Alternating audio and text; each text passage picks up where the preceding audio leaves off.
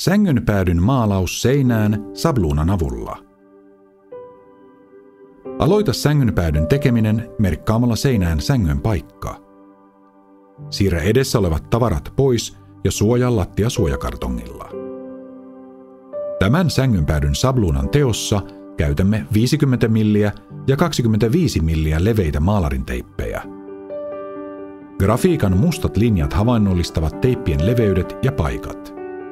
Seuraavaksi näemme vaihe vaiheelta, miten helposti pääty valmistuu. Lattialistoja ei välttämättä tarvitse poistaa, vaan suojaa ne maalarinteipillä ja pyyhi seinä. Merkkaa seinään teippien paikat, käytä apuna mittaa ja vatupassia. Viimeistele sabluuna. Leikkaa ylimääräiset teipit pois ja paina sabluunateippi huolella seinään kiinni, ettei maali pääse leviämään sabluunan ulkopuolelle.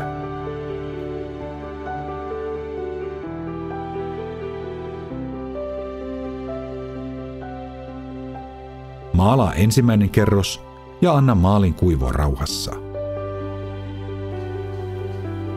Maalaa toinen kerros ja anna maalin kuivua täysin kuivaksi ennen kuin ryhdyt poistamaan sabluunan teippejä.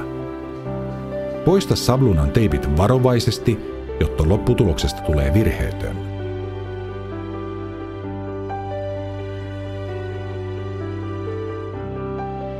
Poista suojaukset ja siirrä kalusteet takaisin paikoilleen. Sellot ja Proffit myy K-rauta ja rautia.